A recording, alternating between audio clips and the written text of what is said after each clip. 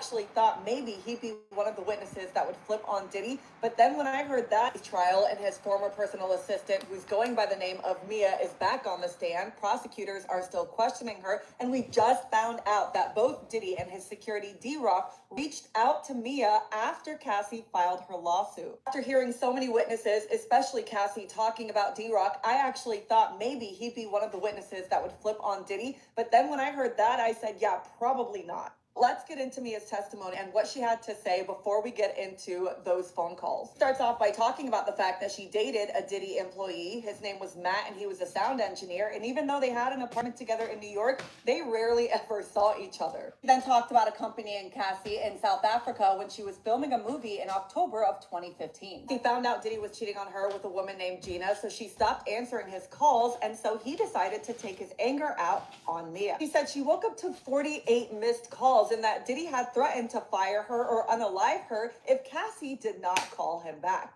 He texted her, call me now, now. If you don't call me in 2 minutes, I'm going to tell everything. You're fired, F ABC and their lawyers, let's go to war. Line about ABC, she said he was threatening to destroy the show that ABC had purchased from her, which was her proudest career moment. When asked if her show ever aired, she said no. She also feared that he would expose the SA, but frame it as consensual to turn Cassie against her. It wasn't just Diddy that was harassing her, because Christina Courtroom, aka KK, was also texting and calling her. KK told her, you need to call him now or you don't have a job. Text KK to let her know that she had been asleep and said, it sucks to wake up to this every morning. I'm being shit on from all sides. I'm in an effed up spot. KK responded saying, can you call me when you get a chance? She responded back saying, I wrote, I'm having anxiety attacks and night fears. When asked about who, she said Puff.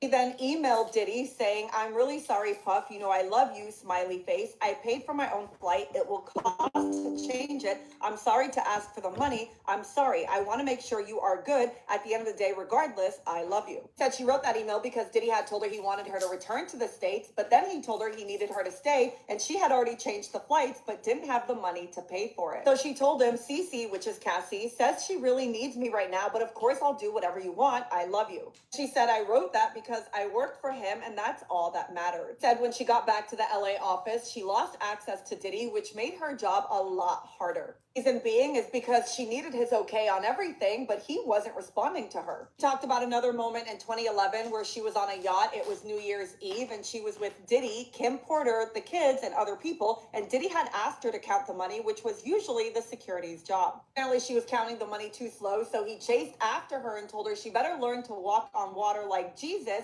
and then said, B, get the F out. Said she wanted to go back on land, but the crew told her there was a hurricane, so she hid on the 3rd floor, and Kim Porter tried to console her and tell her not to worry about it. She said she then saw Diddy coming toward her, so she ran and hid in the crew cabin, and also said that they kept her passport, so she couldn't even leave the country because they were in St. Bart's. And there was a lot of back and forth because the crew took her to land. She was then told to come back on the boat, and then she was told to get in the car and go to Vegas with Diddy. She talked about many reasons where she was suspended, one for presenting the wrong workout clothes, once for falling asleep after being awake for days, and she said HR write-ups would make her feel like she was the problem. She said she tried to leave, but she believed that he would ruin her career, and she was scared of him. She eventually did leave in 2017, but prior to that, she said she was working on a Bad Boy documentary where she was the producer. She said she was blindsided when Brian Offit told her that Revolt Films was ending, even though it was the only company that had made money that year. Brian said that they would work out severance, but it was the holidays, and said she was heartbroken and ghosted by Diddy. Eventually spoke to KK, who told her she was still working on the documentary and did so up until March or April. Afterwards, she would cry herself to sleep, and she would avoid everybody's calls, including Cassie, because she never knew who was around Diddy. Eventually, she hired an employment attorney who sought $10 million for unpaid bonuses and severances, but they settled for $400,000. She took half and her attorneys took the other half. Asked if she told these attorneys about the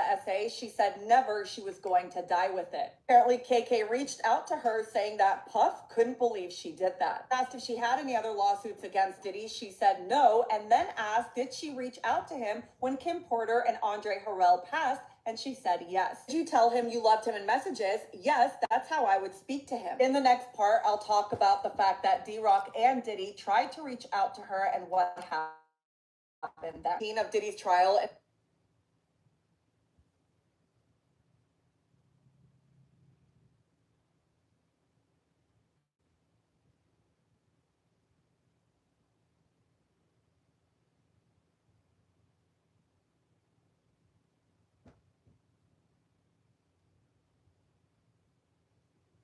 is the last part of Mia's testimony with the prosecutors. Brian Steele is currently doing cross-examination, but when she was talking to the prosecutors towards the end, we find out that not only Diddy, but also his security D-Rock had reached out to Mia after Cassie had filed her lawsuit. When asked if she knew about the lawsuit, she said yes, November of 2023. And then she was asked if anybody had reached out to her, to which she said yes.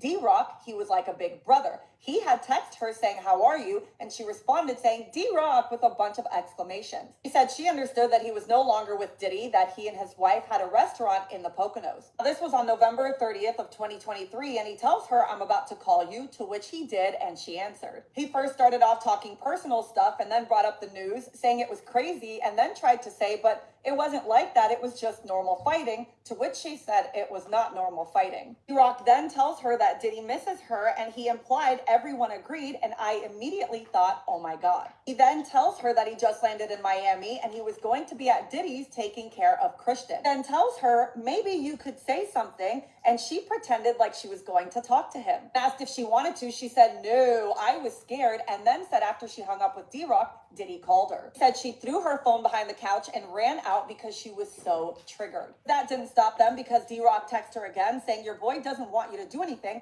just to talk. But she didn't want to. Remember, the first phone call was November 30th of 2024, but she was still getting text messages on February 22nd, 2024, which was 1 month before his homes were raided. He texted her saying, I can't believe you're not hitting me back. And she said, I knew he wouldn't stop. So I wrote back saying I was scuba diving all day and didn't have my phone and I was on a boat, but she said that wasn't true. She also lied saying she called Diddy, but there was no answer. She said she was just trying to play neutral, and then D-Rock said, can I send you something? And she took it as money, and she said no. But again, she's trying to play neutral, so she said, I'm always ready to help y'all out. I'm sure she was terrified out of her mind. He texted her saying, I'm allowed to send my sister a gift. And when asked, did he, she said no. When asked, what did she think D-Rock was trying to do? She said, find out for Puff if I was a threat. Said, did he then text her saying, call me if you have 10 minutes, love. Because remember, that's what he was calling himself. Also text her again, February 7th of 2024, saying, I need my memory jogged. And she said she did not respond. She said, I didn't want anything to do with him. He was the person I was traumatized by. I knew this was a front. She said she believed that was the last text from him. And when asked if she works now, she said no. She suffers from complex PTSD, saying she misinterprets emails.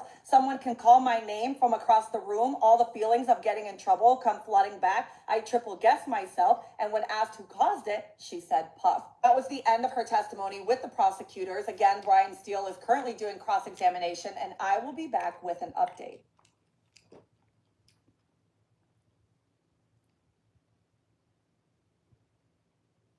Brian Steele began his cross-examination with Mia by playing it so dirty, pulling up social media photos of her, showing that she was having a great time with Diddy, despite her saying that he SA'd her. He flooded the jury with photos and posts showing Mia smiling, joking, and calling Diddy her mentor, even though she testified that she was terrified of him. The photos were from 2009 to 2016, and in one of them, it was his birthday post, and he dared to ask her if she was posting the anniversary to where he SA'd her. Mr. Combs' birthday is significant to you. You did 2 shots with him, right? Yes. Alcohol overcame you, right? Yes. You believe you were drugged? I didn't say that. A person you really don't know put his mouth on your mouth without your permission, right? Yes. His hands up your dress and onto your person. Remember that? It was paralyzing? Yes. You woke up in a chair. You told the jury that. I did. But this message and this one, another same day posting, the anniversary of you being SA'd by Sean Combs, according to your testimony.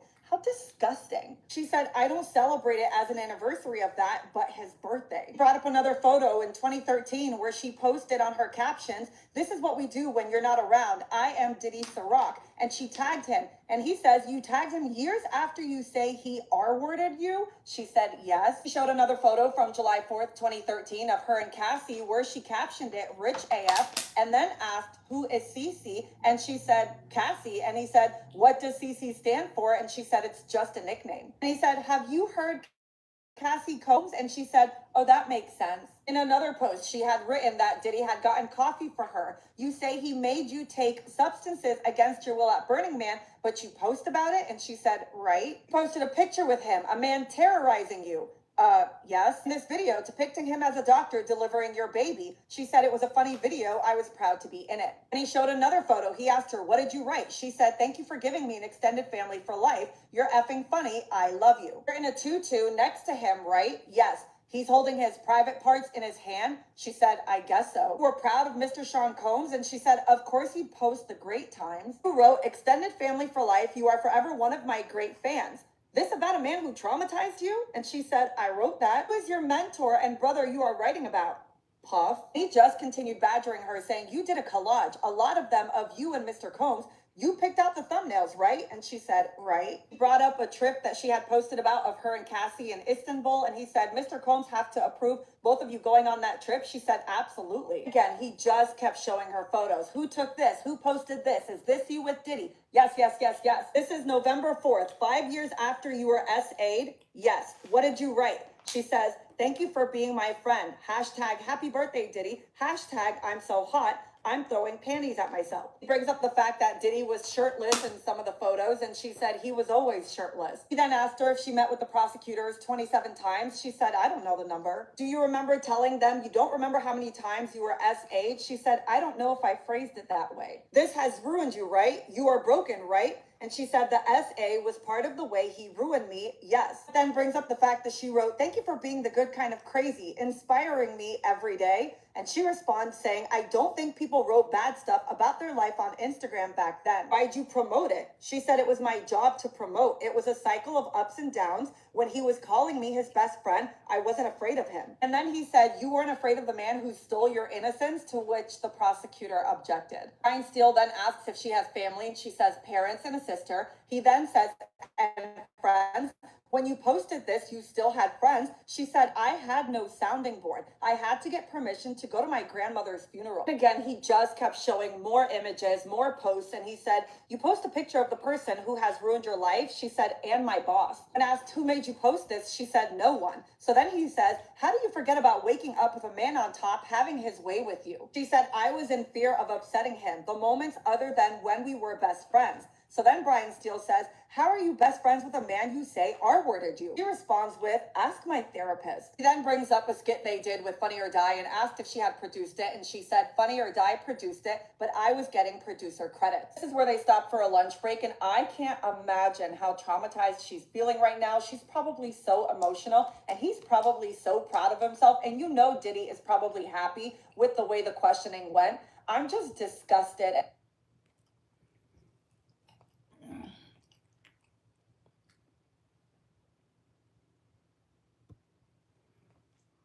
Did Diddy's team just try to play dirty? In my opinion, absolutely yes. Before bringing Mia and the jury back into the courtroom, Brian Steele tells the judge that they just so happened to stumble upon a video at 1 a.m. last night, and they want to use it as evidence. The video is about 20 to 30 seconds long, and it's Mia wishing Diddy a happy birthday, and it's the same birthday where she said he had SA'd her. Their angle is that this is a video Mia didn't post to social media. It's one she made directly to Diddy, and she looked happy and upbeat, and that because of that video, they believe everything she said on the stand is just an act. The problem is they never turned the video over to the government when they received it and waited until lunch to show it to them, which violates court procedure. And when asked how they got this video, they said they only got the video last night from random people on the internet who think they figured out who Mia really is. They said, again, it did not come from her social media. It came from a random website. The judge is not buying it and said that Brian Steele showed so many images and it's more of the same. He blocked it from the jury and reminded both sides that the trial is not about vibes, it's about facts. Now, despite the video being blocked, he said the defense can ask her about it, but that was it. Clearly, they're trying to cast doubt on Mia's credibility. And what's interesting is yesterday, people were asking in the comments, how do you think Diddy is feeling when he's hearing about all the SA and rape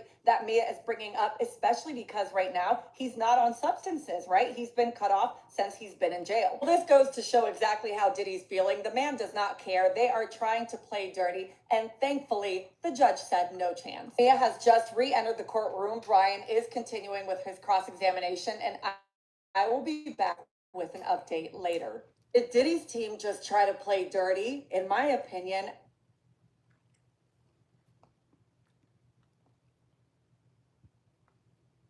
After lunch, Mia was back on the stand, and remember, prosecutors wanted her to be done today, but unfortunately, she will be back on the stand Monday. Once the jury was back in the courtroom, Brian Steele had them pass around a scrapbook Mia made for Diddy in 2014. He made that scrapbook after having a conversation with Diddy where he told her, "I used to look at the world the way you did," implying that he had done it all and had everything. She said it was hard to get a birthday gift for someone who had a lot of money and thought he would really enjoy it. At the top of the scrapbook, she wrote, "Puff, sometimes life goes by at a catastrophic speed. I hope on this day, I hope you can sit back and consider I made this book of articles from 1991 to now." Brian Steele asked her, "How could you make something so kind for a man that ruined your life?" And she said, "It's called psychological abuse. There was no one around who flinched at his behavior." She also said that this was an abusive relationship, and Brian Steele said, "But you were not in a relationship." And she reminded him that you don't have to be in a relationship for it to be abusive. I was young and manipulated and eager to survive. I'm unraveling a lot of this now in therapy. Nobody was there to say these things that were happening were wrong.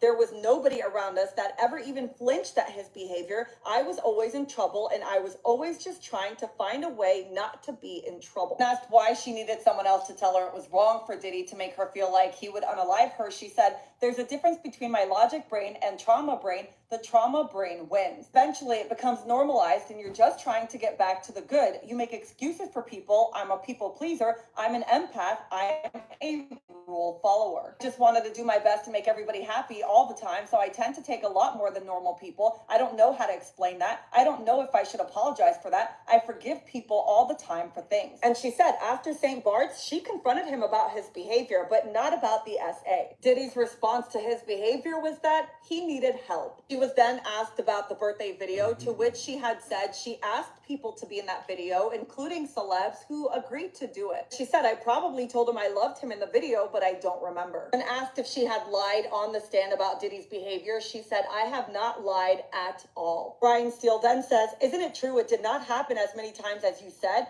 And she replied, "Everything I said in this courtroom is true." When asked why she made the scrapbook, she said, "You can talk to an expert about SA." Mia then testified to text messages between her and KK from December 6th, 2016, where she said she was devastated finding out she was being let go. She had text KK saying, "My life is over. I might as well unalive myself." KK responded saying, "Call me back or I'm calling your parents." And she said, "I'm so sorry. I'm with Laura Gomez." Brian asked her who that was, and she said someone from HR. When KK texted her back saying, "I'm not going to," she said, "The pain hurts so effing bad." Brian Steele said to her, "You could have quit," and she said, "I didn't see it that way." He said, "Why?" And she said, "There's a pretty long psychological explanation. I was around them 24 hours a day. This is all I knew." He then said, "Why weren't you happy to be severed? Isn't this great?" And she said, "Not then." That is where they left off. Mia will be back on the stand on Monday, and I know Trump said that he'll look into Diddy's case, and if he thinks Diddy...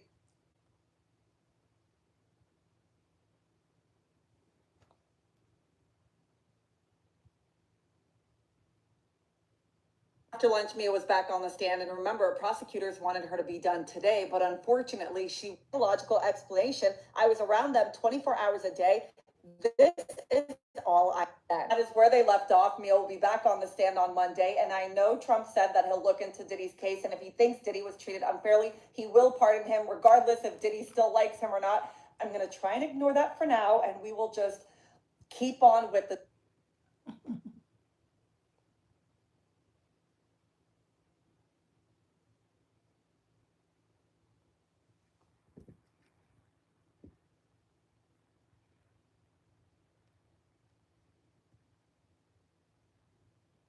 All right, bitches, buckle up. Because the Diddy trial just turned into like a courtroom episode of how to fumble a defense.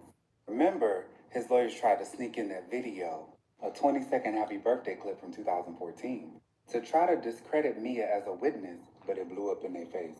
So basically, the defense tried to play Uno with no card. Prosecutors told the judge that the defense violated court order by failing to turn over the video they now wanted to use. As I told you before, the video is just a 20-second video of Mia saying happy birthday to Diddy. No context, just her smiling. The defense claims they only got the video last night. So the judge asked, well, why wasn't it turned over with the rest of y'all exhibits? They ain't had no response. And they're like, oh, it's only 8 seconds. No, 20 seconds. Wait, it's 30 seconds. Then they admitted that they had received exhibits before and after they supposedly got this video.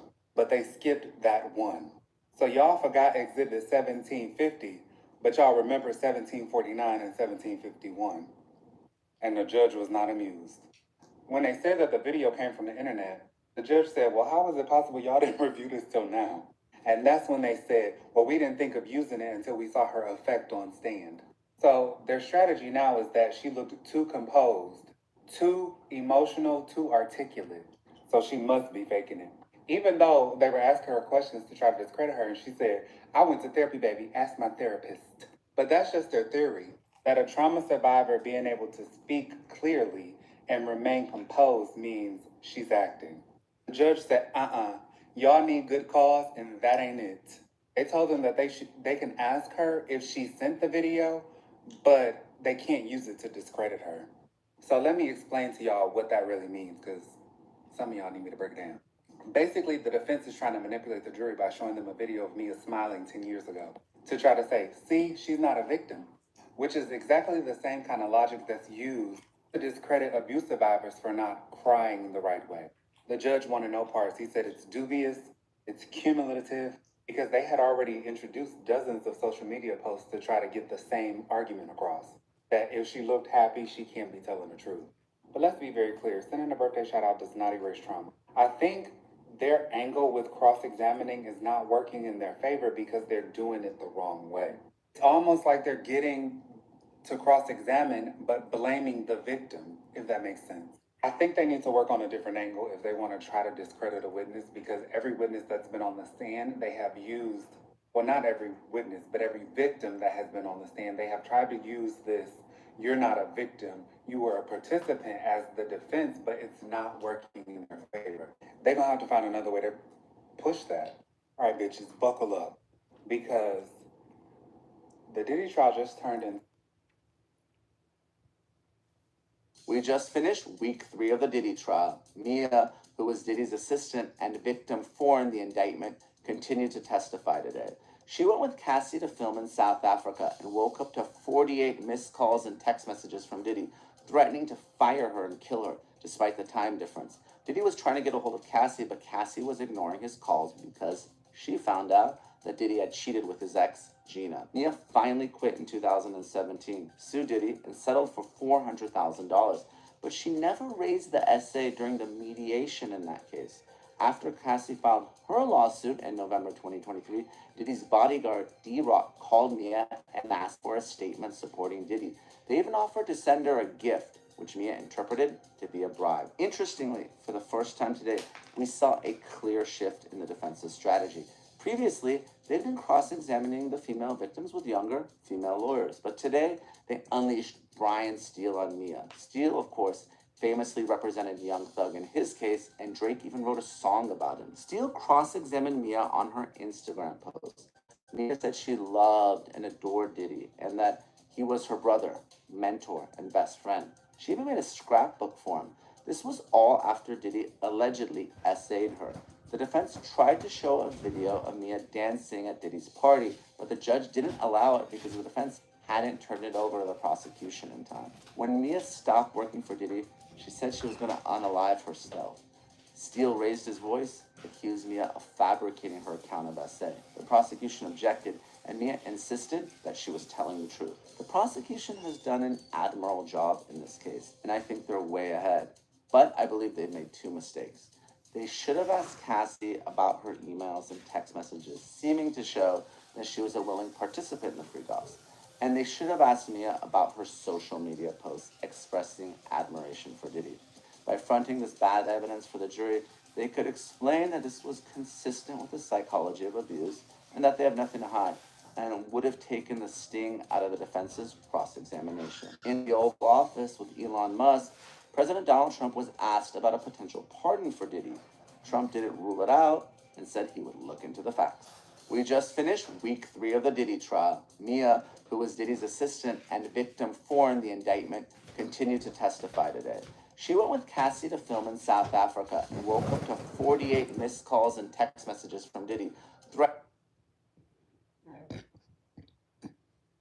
Day number 13 of the Diddy trial. And they said the defense was on some defense player of the year type shit. So Maya was back on the stand and they said the defense wasn't fucking around. They said they was calling this girl out times 10. He asked her, why would you continue posting friendly messages about Diddy and even giving him shout outs on his birthday when you claimed you went through this traumatizing abuse from Diddy?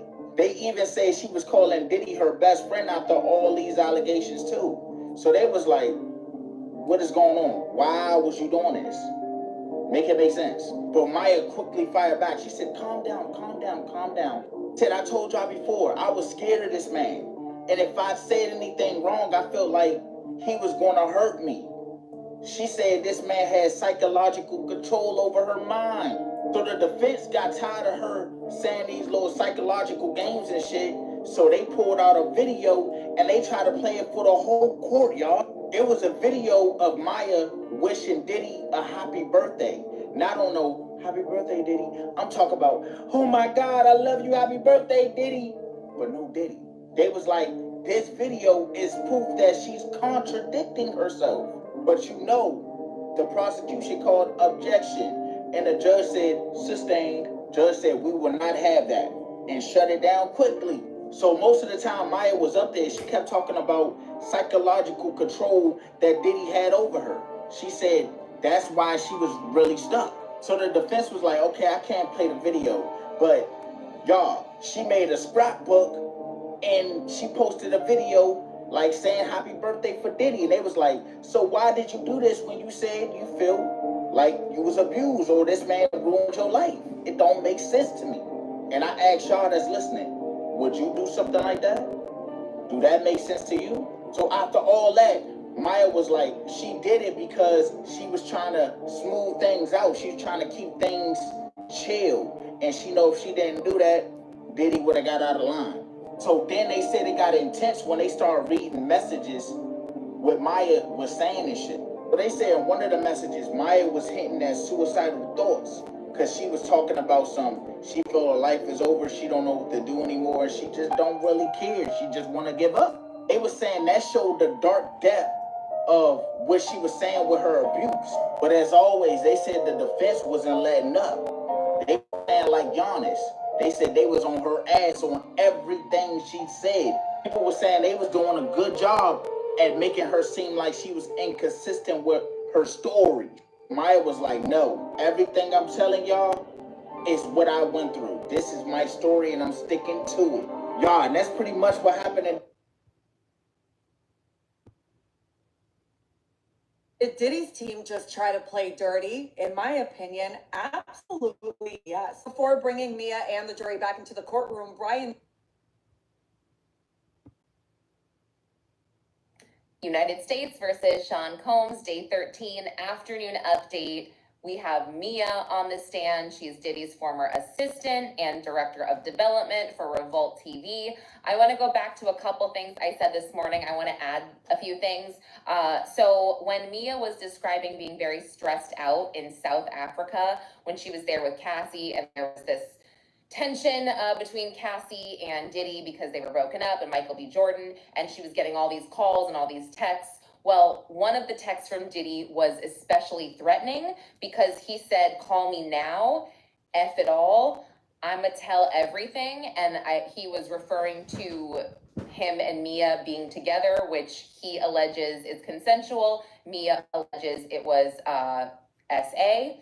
And then he says F, ABC, and all lawyers. And that was just because of a deal that she had recently made with ABC to sell a pilot. She said she wrote a comedy through Revolt and they sold a pilot and it was bought and that pilot never came out. So I thought that was important to mention. And then also I want to clarify something about the binders. They did get binders, the jurors, but when I mentioned evidence not basically going to the jurors at the end during deliberations, it wasn't those pictures or the Instagram photos. It was actually a scrapbook that Mia made for Diddy's 45th birthday. She included articles from 1991 to 1999, and some of those articles referenced Diddy's death and had like news clips about how a quote from Diddy from the 90s saying, oh, you know, the feds are looking looking at us for the murders, but they're not looking at anyone else when, you know, all this, or they're looking at us for other stuff and not for Biggie's murder. Something along those lines. And there was just an argument that, you know, why did the jurors need to see this, blah, blah, blah. So that is what was in a binder, an additional binder that was handed out to the jurors this afternoon. And that is what's not going into evidence as of right now.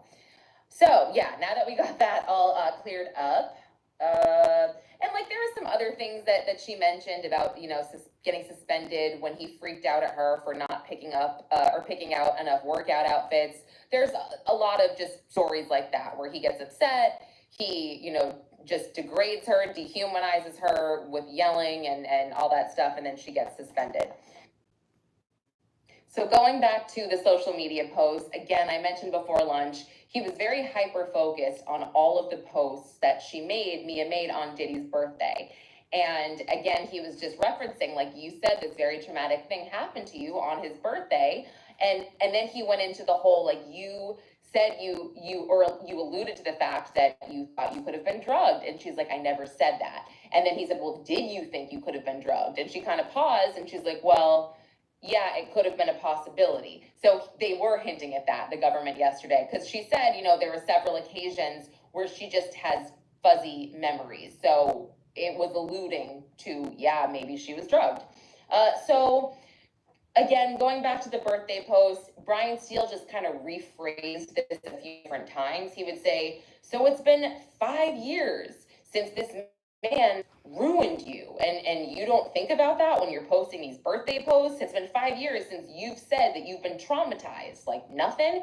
And then she would explain, like, she said this very frequently. She would reference survivors, trauma survivors, abuse survivors, or she would say, I'm not a doctor, but my therapist has said this, or, you know, she was well versed in trauma and how or why trauma survivors don't leave, because that was a lot too. Well, you know, why didn't you quit? Why didn't you quit your job at this point? And she said, well, a lot of times the highs were high and the lows were low. That's something she said very frequently as well. And there was a time where one of the posts that was shown on the screen, it was a post for Justin, his son's birthday. And there was another post that she made with all of his family in it. And she had to point out his family, his mom and Justin and Christian, and they're all in the courtroom. So everybody was kind of like looking at them to see if they'd have a reaction, but they didn't have a reaction. They were all just kind of looking along with us. And she also said, you know, when Brian Steele would say, why are you promoting this person, Diddy, who stole all this happiness in your life, says you. And she said, you know, it was a confusing part of my life. I was very confused. And she said at one point, she is a people pleaser. She, you know, so she was saying all these things about herself characteristically to try to make the jury understand why she did what she did while she was being questioned. And he also at one point, Steele said, haven't you said you've been SA'd so many times that you can't remember? Y'all subscribe and hit the like button. And then he said, okay, you know, never mind. You've met with the government on multiple occasions, 27 occasions. And then she said, I didn't count. Do you remember telling them that the SA happened so often that you couldn't count it? And she said, I don't remember.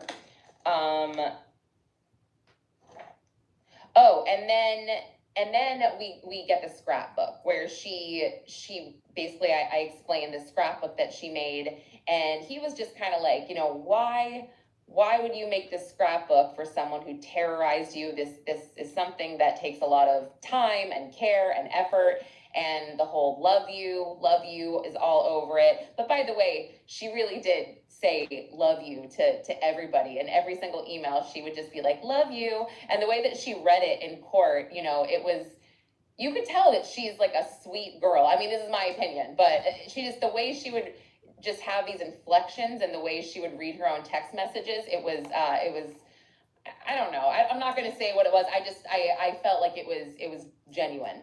So then it got a little spicy. Okay. Because Steele stepped it up a notch at one point, and he, you know, at one point he's talking about the SA, and he said, well, why didn't you ever confront him about the SA?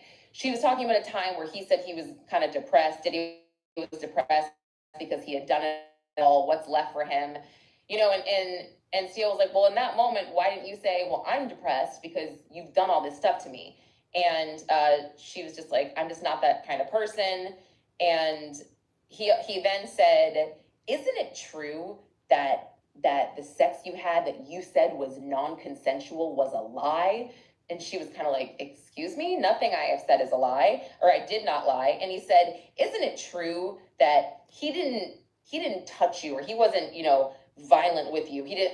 I don't remember the exact question, but it was something along these lines, as many times as you said he was.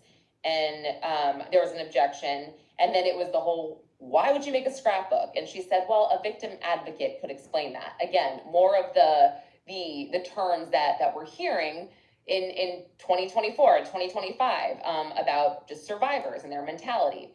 So yeah, there is, again, it was just all about that for this afternoon. But Mia will be returning to the stand on Monday to finish her cross-examination. So that was pretty much it. If I forgot anything else, you know, I'll make sure to add it in, or I'll make a tweet. But anyway, thanks for listening.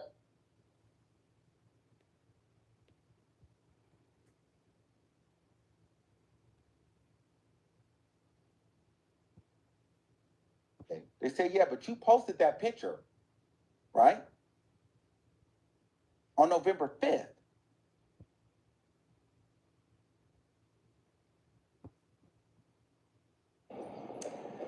Today will be the second day on the stand for the victim known as Mia. Her testimony yesterday changed the entire tempo of the courtroom. Typically, there's a lot of objections and there's arguments and it's loud. Everyone was quiet. Even the defense attorneys, when they made objections, you could barely hear them because they were whispering. Because Mia testified, this is the first time she's ever said anything about this. She only started talking about this a year and a half. She said she planned to die with this information, that she was never going to tell anybody about being allegedly raped by Sean Combs multiple times. She talked about how when she started working for him, an environment where she literally worked so much 24/7, she ended up living with him, not at her apartment, and that she was not allowed to leave without his permission. She said sometimes she would have to just stand next to him for 22 hours and do nothing. They asked her why she never told him no. She was like, I can't even tell him no when he wants a sandwich. And she was like, this is before Me Too. Absolutely no one was going to believe me. So she returns to the stand today. She could not recall the number of times. She says she was raped, but you can hear a pin drop in the courtroom. She has a lot of support in the courtroom. 6 women, 2 men. And she's having difficulty forming her sentences, saying some of the words. So prosecutors have to kind of give her lots of time to share her story. So that testimony will resume this morning.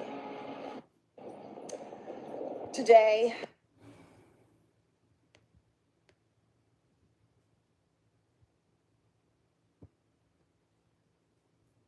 United States versus Sean Combs, day 13, week 3. It's Friday. Yay. So we finished the direct examination this morning of Mia, Diddy's former assistant, director of development at Revolt TV. And then we started the cross-examination, which was done by Brian Steele.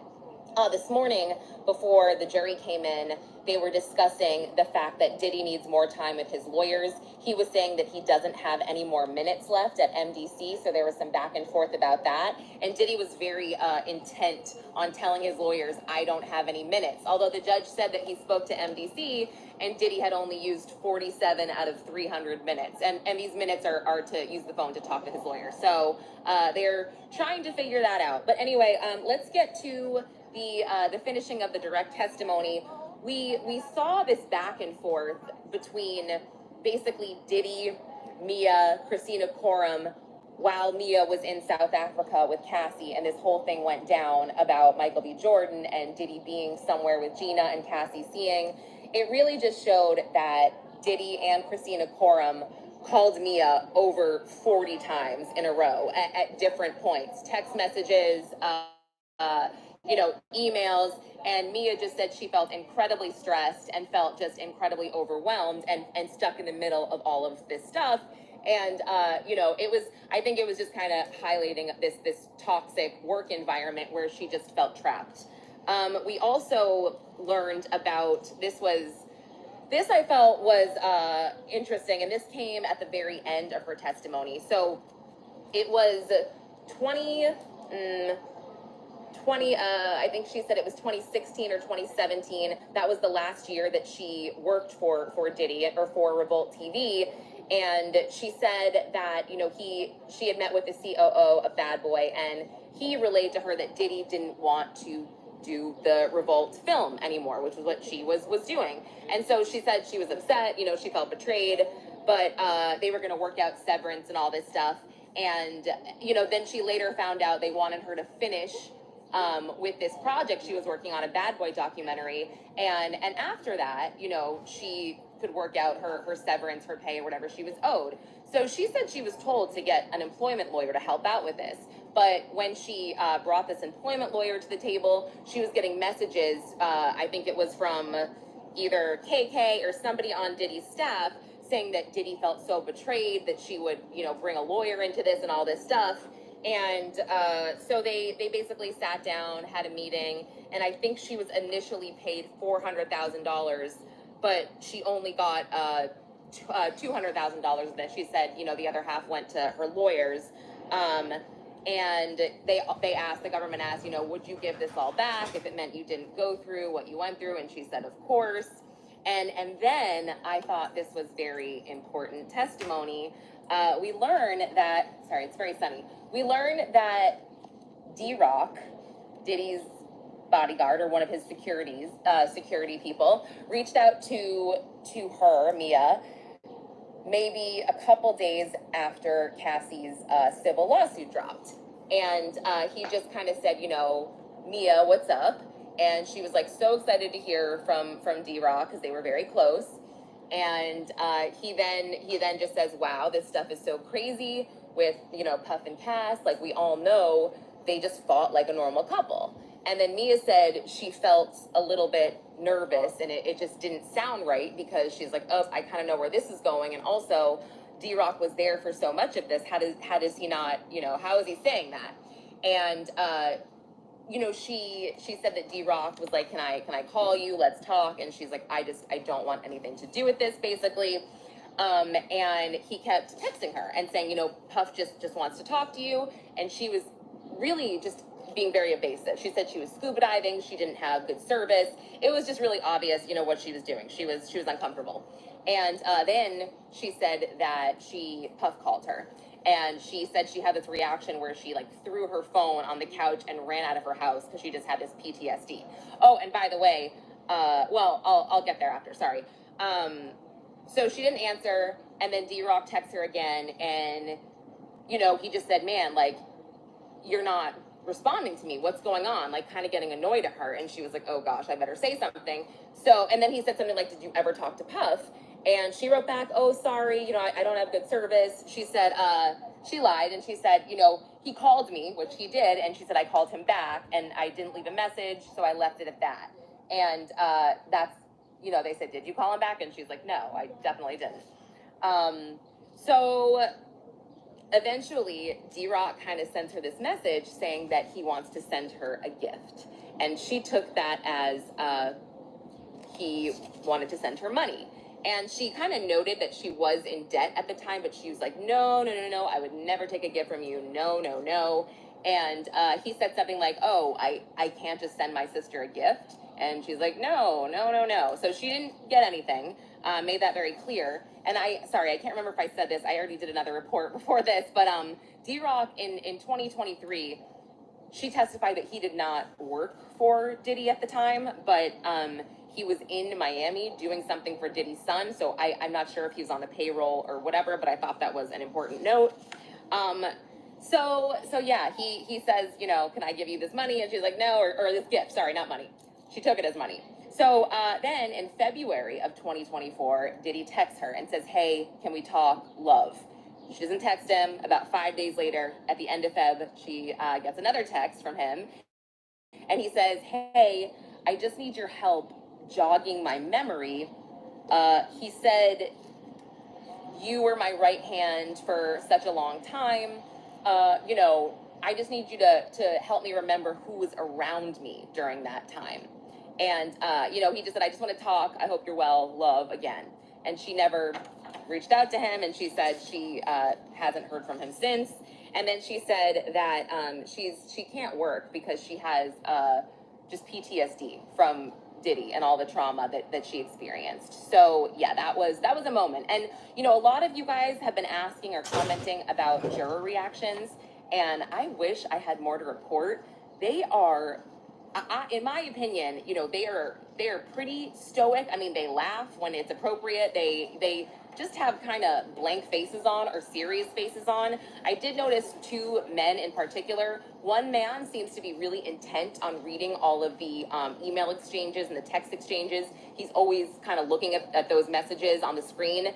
And another guy, he just always looks really like perplexed, I noticed. But, oh, something smells out here. Sorry. But yeah, and there's one woman who sometimes just seems to have like a resting kind of smile when she's listening, but not when it's anything traumatic or serious. So it's so hard to read these guys. And today we saw Diddy shake his head again when Mia was testifying about sexual assault. But and this is, I'll go into this a little bit later, but just briefly to touch on the cross-examination, which was started before lunch by Brian Steele.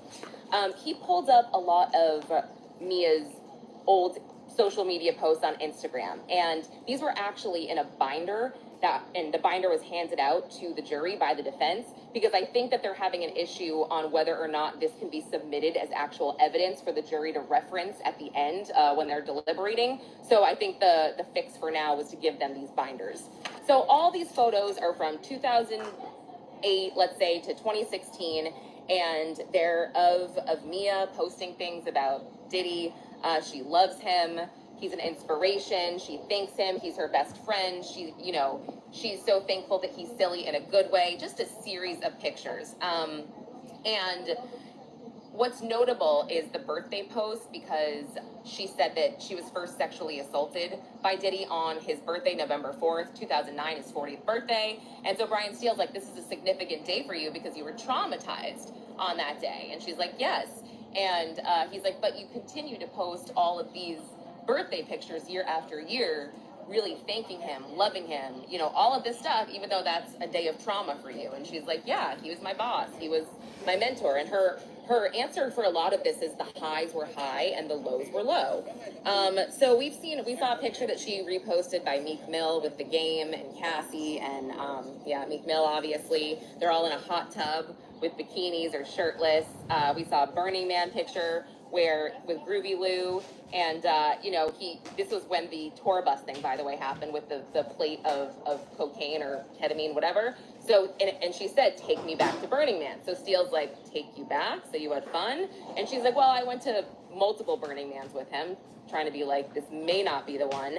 But yeah, a lot of that, and I'm sure we'll have more later. So I'll see you this afternoon. United States versus Sean Combs, day 13, week 3. It's from...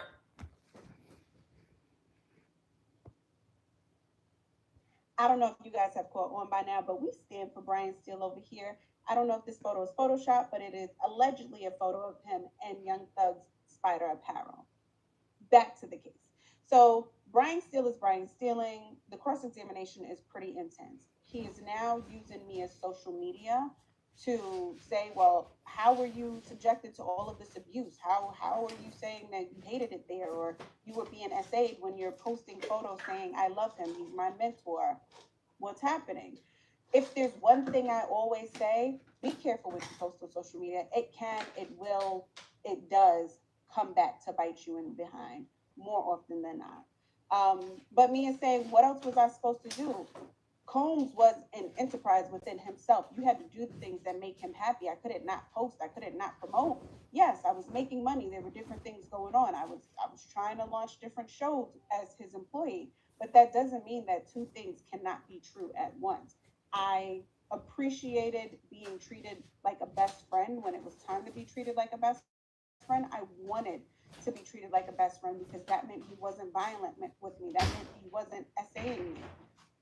But that doesn't mean that those things weren't happening. So I don't know if you guys have caught on by now, but we stand for Brian Steele over here. I don't know if this photo is Photoshop, but it is allegedly a photo of him. And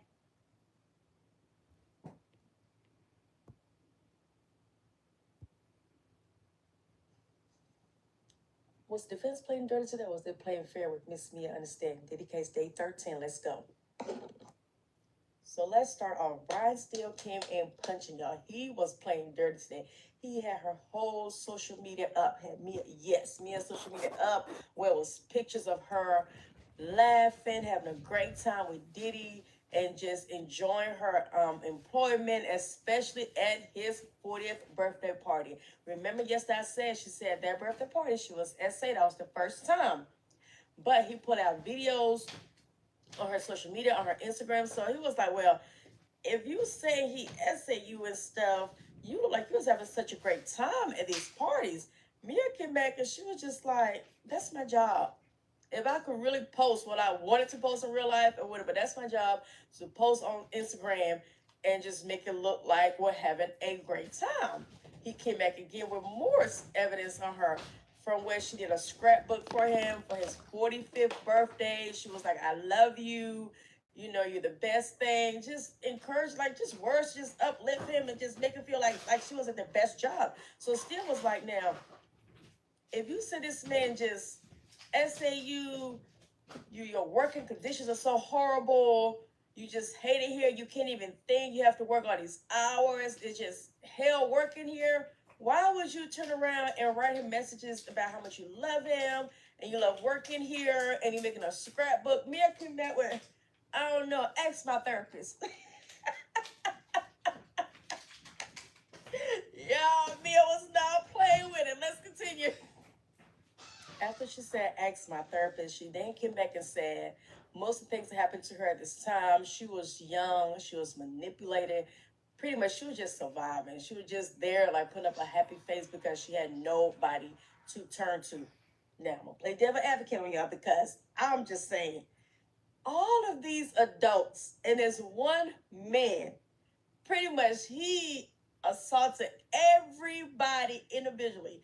And y'all, I know they all talk because she was very close with Cassie. She was very close with Nash. So I'm just trying to figure out, all three of y'all decide to still stay in that much money and that much lifestyle in the world. If I don't care if you're young, old, it just does not make sense to me. And I know when you abuse your mindset, but all I'm saying is, it's just too many people that just decide to stay, and then nobody called the cops, nobody left the situation, is all I'm saying. That's why I feel like all of them are guilty. Everything. Yes, she was young, she was manipulated, but at some point, when do an individual take accountability? Like, okay, it's time for me to exit left. This is not for me. Let me get back to the case for y'all. She also talked about the time that she went on a trip with Cassie. Cassie was in South Africa doing a film. Diddy sent Mia there to be Cassie's assistant. Her and Cassie was close. While she got there, something happened. Diddy was upset, so he texted her and said, you need to come back. And she had to change her flight herself. So she changed it. Then he texted her again and said, no, just stay. So she didn't know what was going on. He was like, I think she had fell asleep and he had called her like 48 times. I cannot work for a boss like that. I would just have to quit. So she woke up, said, I fell asleep. I'm sorry. I love you. And then KK, which is Christina, baby, that's what I want to take the stand. If KK take the stand, woo, that is going to be a boom, pop, pop, because that is the lady who was pretty much managed Diddy life. All these assistants, they work under her. Okay? She is, how can I describe KK to you? She is the Maxwell to Epstein. Y'all know Epstein girlfriend? Yeah, that's what KK is to Diddy. She managed everything in his life. So all these assistants work under her. But yeah, so Mia was so scared she was going to lose her job because she had missed 48 phone calls. She was so stressed. She kept on, she texted KK, she texted Diddy, she was CC KK in the email, whatever. It was just like, she was text them, she'll email them. She was so scared. She was just like, well, I can't change my flight. I have to pay the extra cost. And then she was asking Cassie, what she called Cece, can you talk to him? And then she like, Cece needs him here with her. It was just a whole, but that just shows how stressed for her job is. That's why I would have exited left. I would have exited left and right. I don't care. But then back in court, just to go back, Brian Steele was just trying to make her seem like she was lying about being essay. He tried to make it seem like it was all consensual. It was, nobody was essay. He even stated, he asked her in court, y'all know I gotta put these readers on, right? And said, Mr. Combs never had unwanted, consensual, forcible sexual contact with you. Still asked her. He was trying to say she was lying about everything. Mia responded, I said on this stand in this courtroom, I have never lied to anyone. So basically she's saying, what I'm saying is the truth. You ain't got to call me a liar. It is what it is. So it went on back and forth about her lying about all her essay because the fact of all her text messages and social media. She been so happy to work here. She said she loved it, blah, blah, blah, blah, blah. So towards the end, I think it was like 2016, when she found out, because she also worked with Revolt TV, and Diddy decided to shut that down. She was very mad because she was like a producer on there, and she was devastated. She was just like, I just don't know what else to do. Like, that was my project. Now he really wants me to leave. Her employment was ending. But then at the end, she also wrote a nice text message to him saying how much she appreciated working there, and she's really gonna miss everybody, feel like her second family. Thank you for making her feel welcome. It just had me so confused. Like, 1 minute y'all saying y'all is SA, next minute y'all thanking and praising him and loving him. I guess that's what an abuser mind feel. They feel like they must uphold their abuser. So I'm just crazy. But when she left, she ended up filing a lawsuit.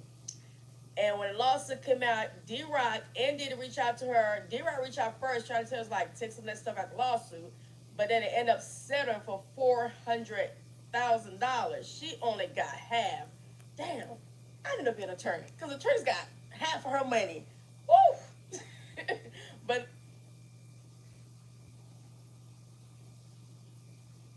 Happy Friday to everyone except Diddy. It's the end of the week, and we have part 2 of Diddy's former assistant, codenamed Mia, on the stand. So the majority of today, what happens is she...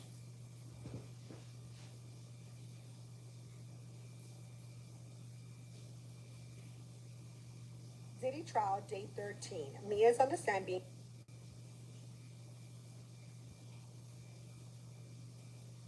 Mia testified that after Cassie's lawsuit, D-Rock and Diddy called her over 45 times.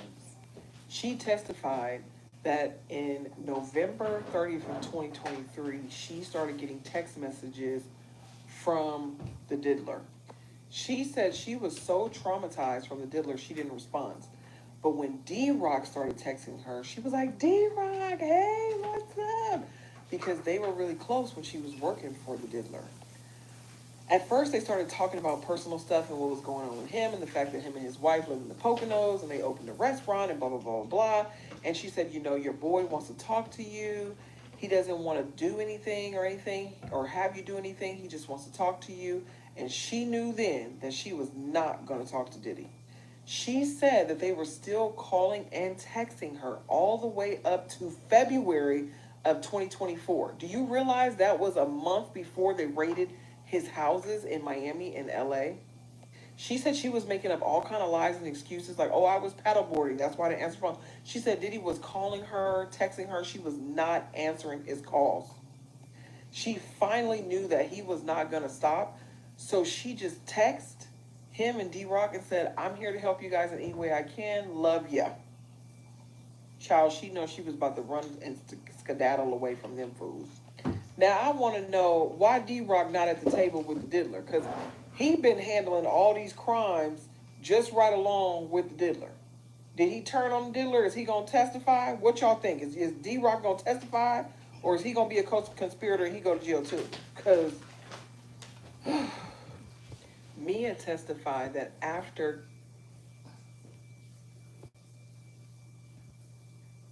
Fake kisses,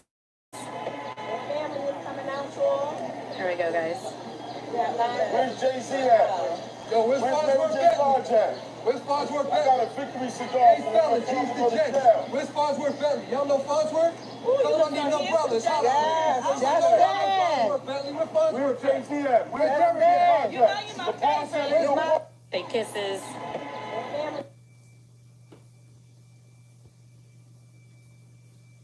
You better learn how to walk on water like Jesus, B. That's exactly what the diddler said to Mia when she tried to leave her job. When she was like, I'm out of here. I can't deal with you no more. I'm tired of the abuse. You putting your hands on me. You're talking to me crazy. You're taking advantage of me whenever you want. I'm out of here. And Kim Porter told her, just take a deep breath, calm down. Everything is going to be okay.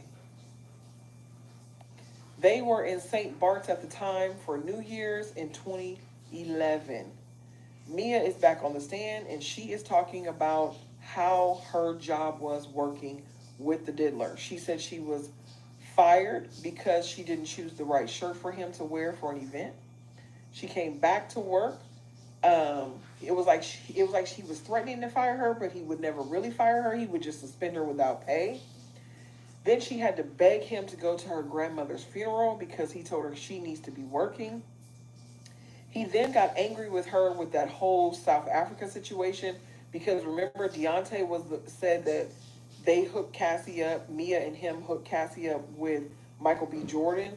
And, you know, Cassie got the number from Mia. And so, of course, Diddy was mad when he found out about that. So he told her to get her ass home and she's going to be fired. When she got back to the LA office, he went no contact with her. Like she was texting him, asking him questions about things for shows and events and all these different things that she had to schedule for him. And he was giving her the no contact, okay? And she said her job became immediately harder and harder and harder. And she said when she was working for him, things would go really, really, really, really good. And when things were really, really good, she and him were like best friends. And that's how narcissists are. They love bomb you, give you all that love and admiration. And then when they discard you and just throw you away because you don't do something that they want, then they abuse you, attack you, and harass you. And that's exactly what she was going through. She went on to testify that when she would not answer her phone, Diddy would text her on the WhatsApp app and say, because she's out of the country, and he would say, I'm calling you, you need to answer this phone, B. Why are you not answering this phone? If you don't answer this phone in 2 minutes, it's going to be a problem. He was constantly threatening her. She was living in fear for her life, and every time she tried to leave the job, he would bring her back in. And she already knew if she tried to get away, he would blackball her and she would never be able to work again. To this day, she don't even work. She said it got so bad that she ended up getting an employment attorney so that she could sue for like back pay, severance, all this stuff, because, you know, she was working on a documentary for Revolt Films of Bad Boy Records and Bad Boy Entertainment.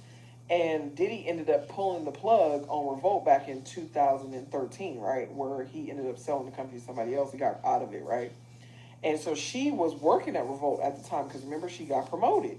And she ended up getting pulled. He ended up closing that. And so she lost her income from doing the documentary. But then she had pitched her...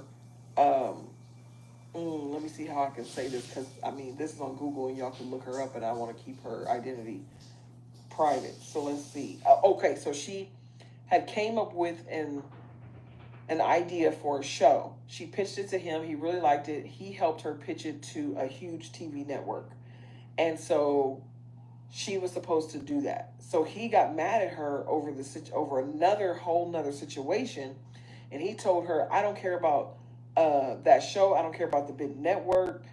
I don't care about the lawyers." He's like, "We can go to war and we can fight this." So she got an attorney, and her and the attorney, which was an employment attorney, sued Bad Boy and Puff for $10 million. And she ended up suing him for $10 million because she wasn't getting paid, but that little bit of money. He was abusing her at the job. And on top of that, she was dealing with all of the trauma from the SAs. And so they ended up settling out of court, you know, for that. And she's got text messages from KK saying that she was she said KK was texting her, KK is Christina Courtroom, was texting her saying that Diddy is very angry at you. He can't believe that you would betray him like this and get this attorney. This is the type of abuse that narcissists do. They send their little flying monkeys to get you, right? Or their little cheerleaders. And so she said they ended up settling. After 9 months, they ended up settling the case out of court. So during this whole time, he's giving her the silent treatment because she's suing because of the way he's treating her at work, like the stuff she's going through at work. So he's giving her the silent treatment for that whole 9 months that she's dealing with the employment lawyer, right? They settled out of court for $400,000. She had to pay her attorneys $200,000. So she went through all of that trauma for 8 years and she walked away with $200,000. And then come to find out when Cassie filed her lawsuit, Diddy and D-Rock started harassing her. You better learn how to walk on water like Jesus, B. That's exact.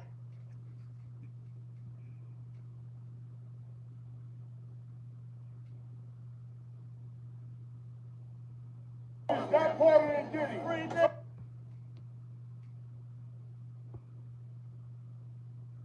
Yeah, Diddy, I think they finna go and turn the lights off on you, homeboy. Hey, check this out. The prosecutor proved today your image and what all these witnesses and what all these victims are describing. Today was a bad day for you, Diddy. You told Cassidy, don't come to Prince party. She showed up anyway. You in there watching Prince dance on the table, on his living room table. You get mad when you see Cassidy. Cassidy come with Mia. You get aggressive. She run at the party, you chase her. She started running towards the woods. You running behind her. Prince security started running behind you. Your assistant started running behind you because they knowing what you capable of. These people painted this image in front of the jury today. Yeah, bro, they finna go and turn the lights off on you, homie. I understand that you ain't take them 12 years and you wanted to take it to trial because you thought you had a chance. But boy, it looked bad for you today. Hey, wherever you going, and when you get there, I just got one thing to tell you. Don't drop the soap. Yeah, Diddy, I think they finna...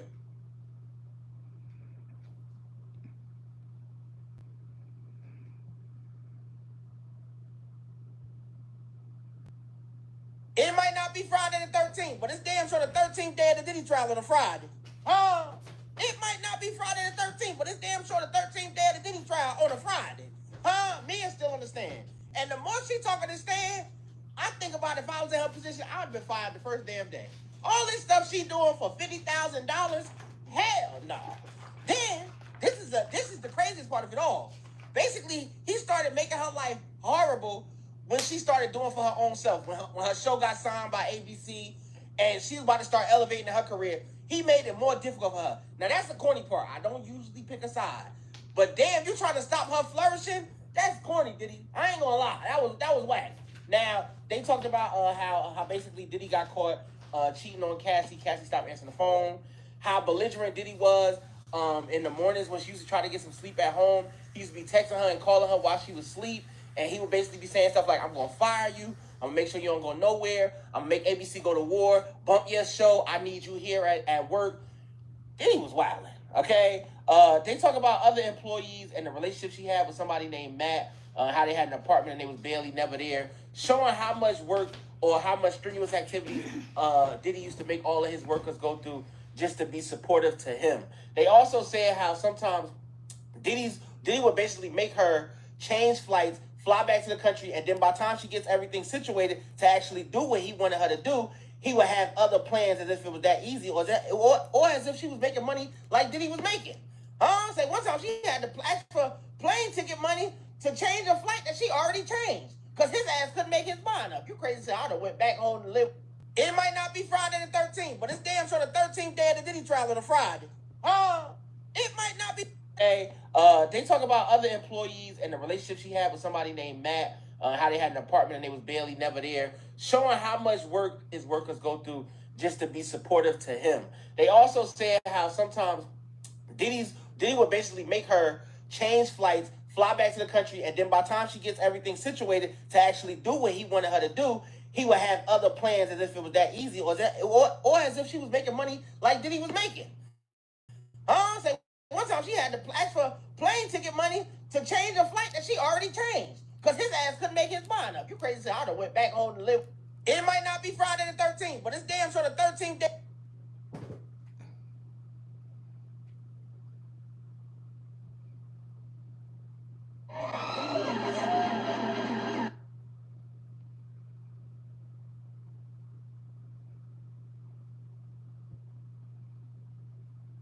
Day 13 of the Diddy trial.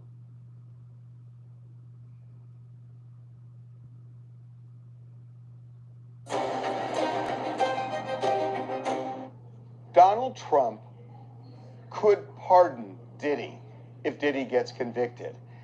And I'm not just saying it. Donald Trump said it today. And it's both stunning and in a way predictable. And I want to talk about this because I am fascinated by what is going on in Donald Trump's world. And, I just finished doing our podcast, Two Angry Men, with Mark Garagos, who is my co-host on the show, on the podcast, whose daughter, Tenny Garagos, is one of Diddy's defense lawyers. Mark is not allowed to really speak about the case because of this gag order, which I think is, frankly, unconstitutional.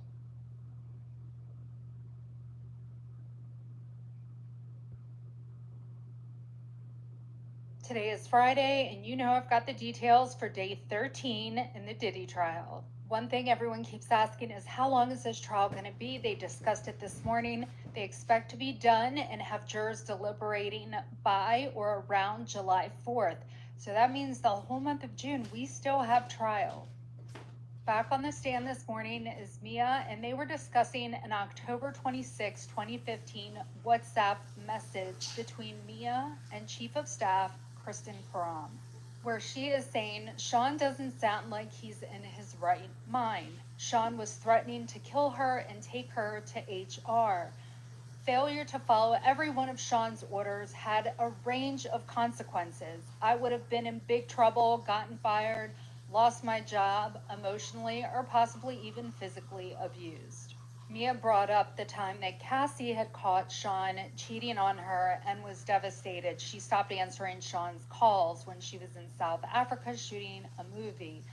This caused Sean to call and blow up Mia's phone. She had 48 missed calls and messages from Sean and others that worked for him. They showed some of these text conversations where Sean is just saying over and over again, call me now, call me now. She recalled a time in 2011 when he asked her to bring workout clothes, and every option she presented to him was an issue. He completely flipped out, was screaming, cursing at her.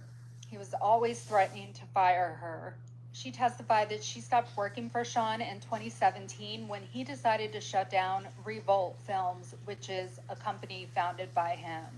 She had felt betrayed, confused, rejected. She had been working on a documentary project until the spring of 2017. She eventually hired an employment attorney to work out a severance. After 9 months of back and forth, she ended up with $400,000, but only took home $200,000 because the attorneys took the other half. She also testified that after Cassie filed her lawsuit against Sean, he tried to reach out to her, but she did not respond. She said she was terrified and she knew that Sean was fearful of her telling anyone what she had seen over the years. She says she hasn't been able to work because she has severe complex PTSD. She explained normal situations are overwhelming. She feels triggered when someone asks, "Where are you?" At this point, they start cross-examination, which is where his defense attorneys get to question Mia about her testimony, and the defense attorneys start to go through a binder of photos where her and Sean appear to be enjoying each other's company. One picture was from Burning Man Festival in 2013. They said, "You're standing right next to and leaning toward him, the man who terrorized you." They then showed a YouTube comedy skit directed by Andy Samberg depicting her in a hospital gown giving birth with Sean acting as the obstetrician. We need to find that video. They questioned her about a social media post with Sean where she had said, "Love you," and praised him as a mentor and inspiration. The defense tried to call out contradictions in her testimony where she said she was in constant fear of upsetting Sean, but would post about being his best friend. She said the dynamic would shift. When things are good, I felt really safe. You almost forget about those things, the bad memories. It was psychological. I felt responsible for helping him. I felt bad for him. I don't know how to describe it. The defense continued to try to show good times with Sean. They showed a video of Mia laughing in a comedy video with Rick Ross, images of her celebrating a birthday of Sean's with his son. At this point, they break for lunch. Mia will be back on the stand after the break. I'll post this afternoon's recap.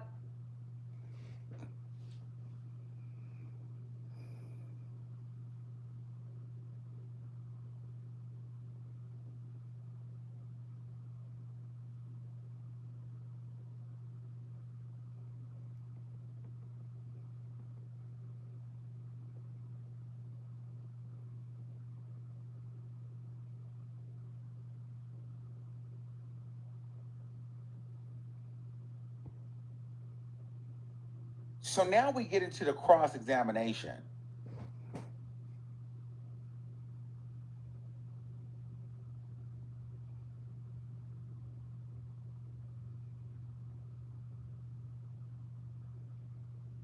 I love you, man. Bye. I got my MTV out.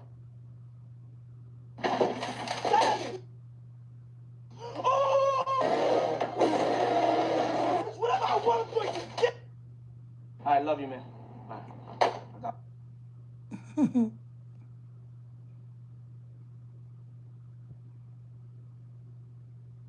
Good morning. It is day 13 of the Diddy trial. Mia takes this.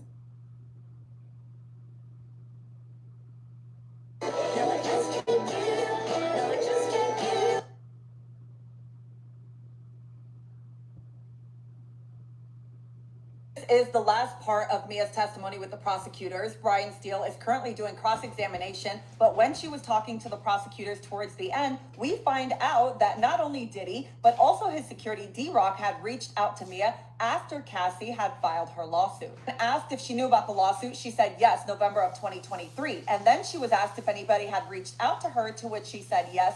D-Rock, he was like a big brother. He had texted her saying, "How are you?" And she responded saying, "D-Rock," with a bunch of exclamations. She said she understood that he was no longer with Diddy, that he and his wife had a restaurant in the Poconos. This was on November 30th of 2023, and he tells her, "I'm about to call you," to which he did, and she answered. He first started off talking personal stuff and then brought up the news, saying it was crazy, and then tried to say, but it wasn't like that, it was just normal fighting, to which she said it was not normal fighting. D-Rock then tells her that Diddy misses her, and he implied everyone agreed, and I immediately thought, oh my God. He then tells her that he just landed in Miami and he was going to be at Diddy's taking care of Christian. Then tells her, maybe you could say something, and she pretended like she was going to talk to him. Asked if she wanted to, she said, no, I was scared, and then said after she hung up with D-Rock, Diddy called her. Said she threw her phone behind the couch and ran out because she was so triggered. That didn't stop them because D-Rock texted her again saying, your boy doesn't want you to do anything,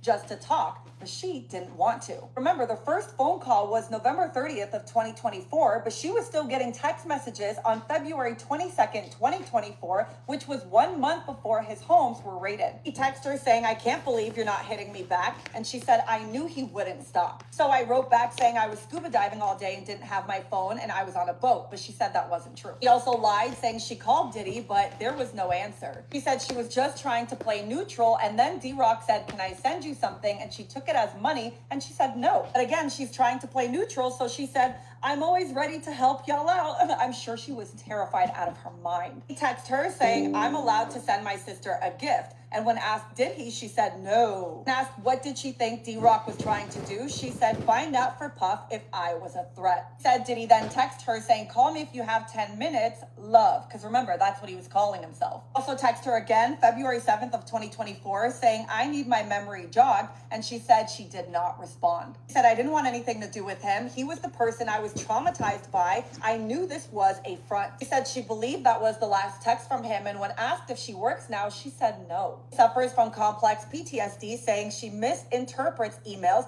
Someone can call my name from across the room. All the feelings of getting in trouble come flooding back. I triple guess myself. And when asked caused it, she said Puff. That was the end of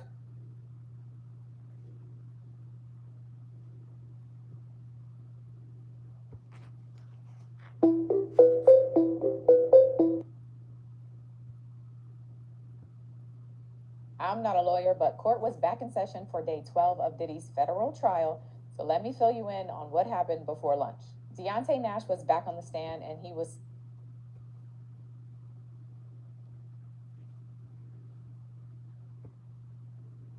There's drama playing out behind the scenes at Sean Diddy Combs' sex trafficking trial. Two women prosecutors wanted to call as witnesses are so terrified of retribution from Combs. One went into hiding. The other did take the stand, but the judge went to great lengths to protect her identity. Les Trent is at the courthouse. The sons of Sean P. Diddy Combs arrive in court on a day of dramatic testimony from a witness known as victim number 4. This is what we know about victim number 4.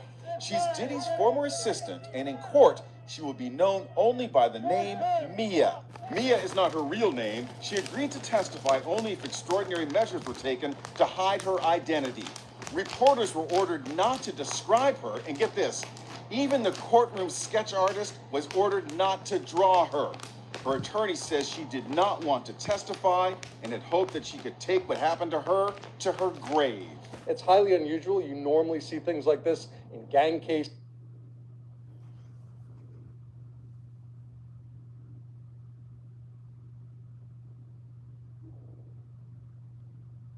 Day number 12 of the Diddy trial.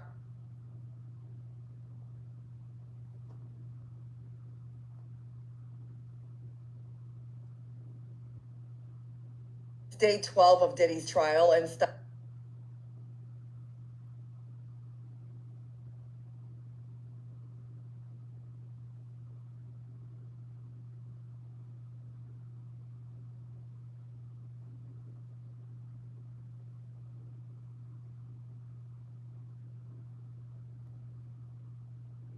Y'all subscribe and hit the like button.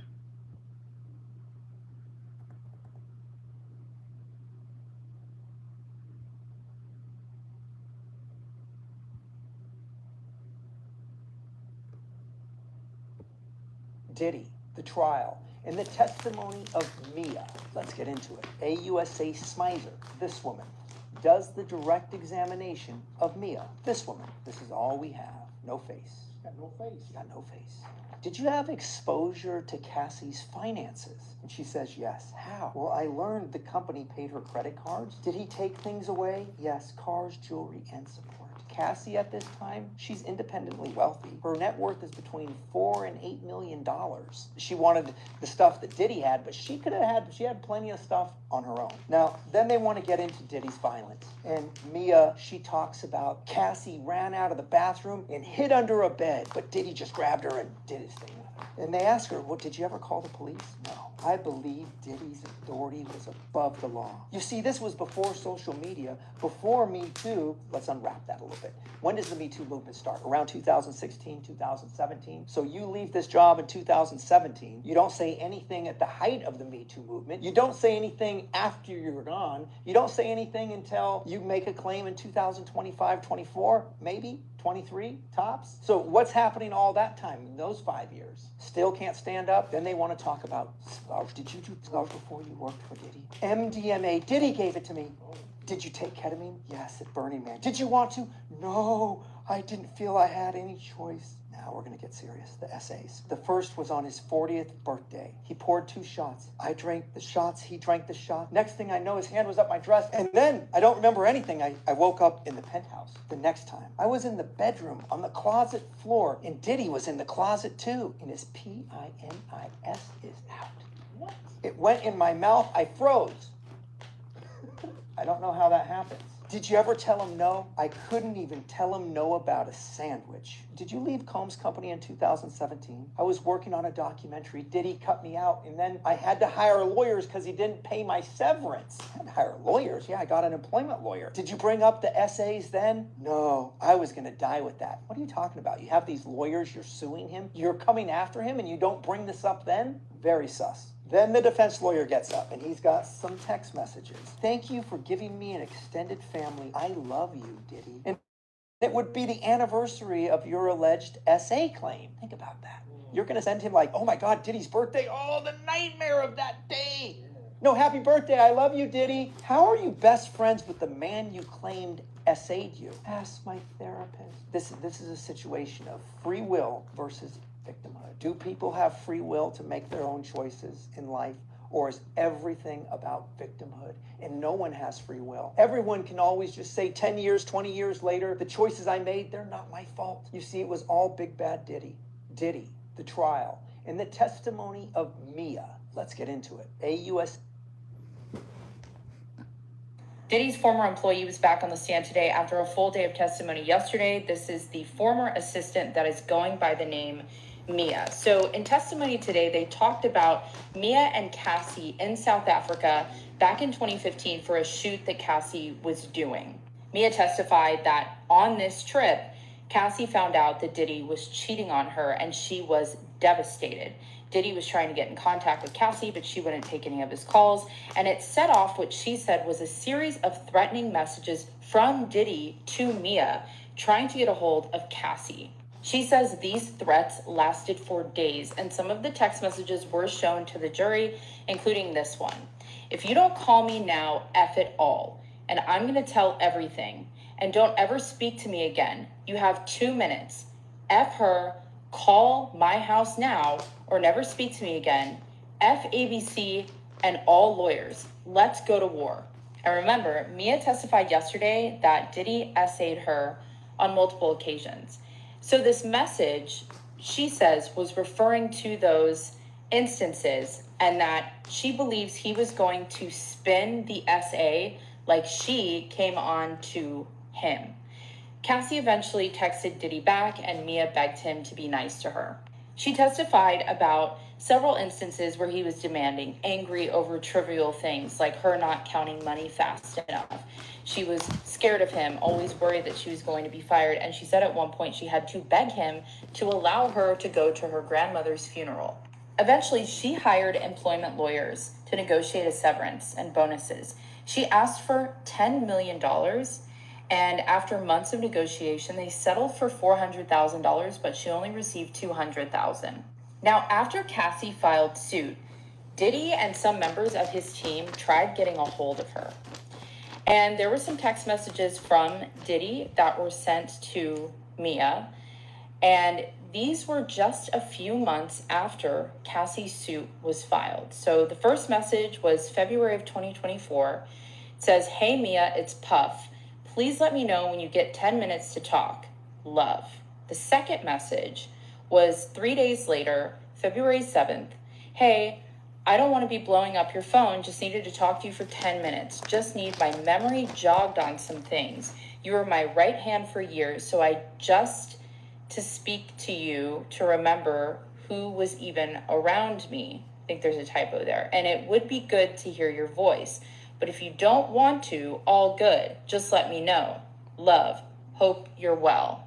Before testimony for the day ended, there was cross-examination from Diddy's defense team, and they asked Mia why she had posted positive photos on social media and videos of Diddy while she was working with him. And she pretty much said that she was trying to keep up this facade that all things were well. She didn't want her family and friends worried about her. And she also said that when things were good, she was trying to forget about the abuse, and bottom line, she was trying to keep her job.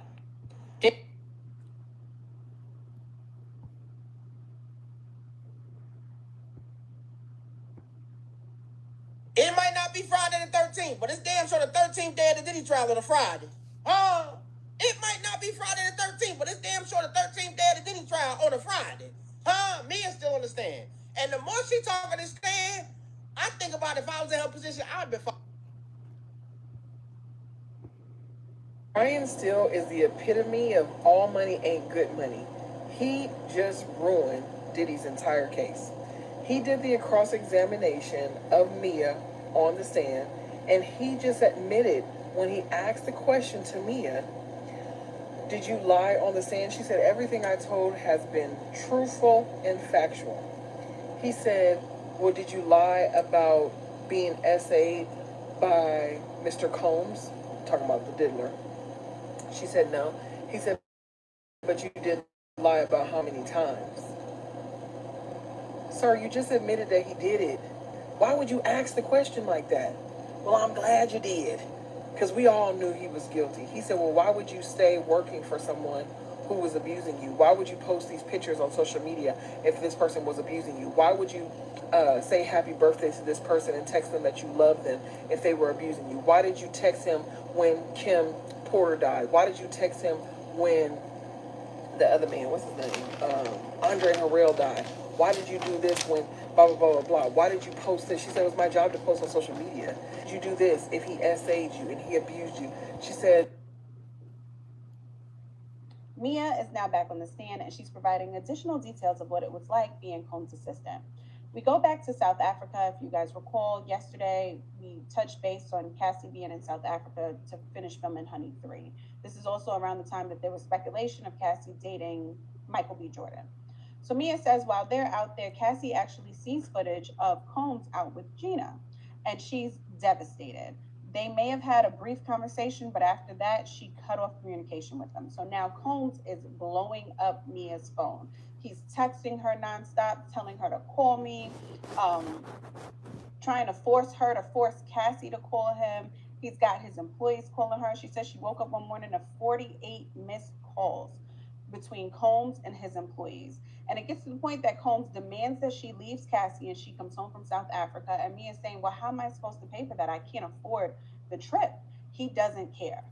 He tells Mia she's going to be fired. He threatens to tell Cassie about the SA and make it seem as if Mia was a willing participant. On another occasion, Mia says she took Combs' workout gear. He asked for workout clothes. And she says something really violent happened, but she can't recall, which, if you guys recall, the forensic psychologist said sometimes people who have suffered from trauma will block out instances of bad things happening. But she says she can't recall what exactly the violence was, but there is proof. There's a text message that we see that's sent to his security detail saying that he just flipped out on me. And she says he threatened to fire her for this mishap. He ended up not firing her, but again, she was suspended without pay.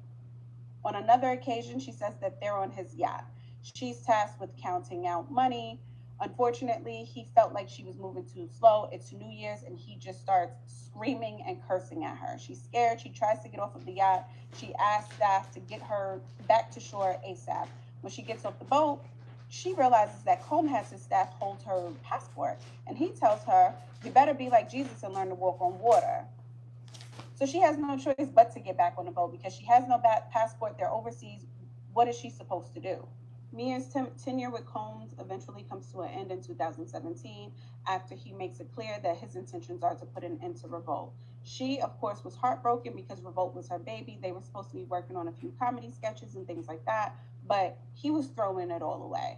So she left, she got attorneys, and she filed suit for back pay and severance. She says Combs was distraught because she filed that suit, but eventually they settled. She says she got $400,000 from that suit, and all was done with Combs Enterprises.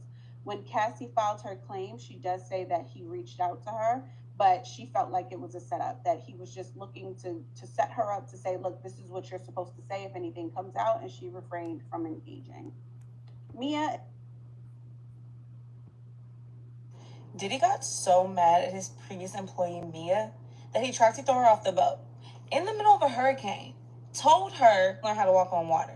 Girl, come on, let me give you these updates. As always, I'm an attorney, but I'm not your attorney. That's cool because I am your trial bestie and I explain things to you in a way that makes sense. So Mia took the stand yesterday. She is an old employee of Diddy's, and then she finished her testimony today. We did learn a lot of new things, so I'm gonna hit you with the highlight. Yesterday when she testified, she primarily talked about the sexual abuse. Diddy abused her, and she made it abundantly clear like this was not something I ever wanted to talk about. Today when she continued her testimony, she was talking about how she used to date a Diddy employee. They literally even lived together, but the way that Diddy had these people working around the clock, she never saw that man. She also corroborates Cassie's testimony about when Cassie was overseas filming and she found out that Diddy was messing with Gina and she was like, I'm done, I'm cutting him off. She talks about how Diddy got mad at her and took it out on her that Cassie stopped talking to Diddy because Diddy was cheating. Basically, she said Diddy blew her up 20, 40, 50, 11 times saying to make Cassie text me back, you need to make Cassie respond to me, and literally told that girl he will her if Cassie don't reply. He also threatened to expose the fact that he sexually assaulted her to everyone. and make it seem as though it was consensual. Now, the reason he was trying to do this is because he really wanted to have a wedge between Cassie and her friendship, and if he could make it seem like they had consensual sex, it would do that, basically, which is sick. It's sick. One of the craziest stories to me was in 2011 when I was on a yacht. She was counting money for Diddy, and Diddy was mad because she wasn't doing it fast enough, and he literally was like, "You gotta go." Sorry? They're in the middle of the ocean. They weren't near any land. The crew member said, "We can't take you to land. It's literally a hurricane." Diddy was like, "You need to learn how to walk on water." The girl ran to a lower deck, the third deck on the yacht, to try to hide. Diddy found her, then she runs into the crew's cabin and hides in there. But girl, I had to go shopping for some furniture, so I'll be back later.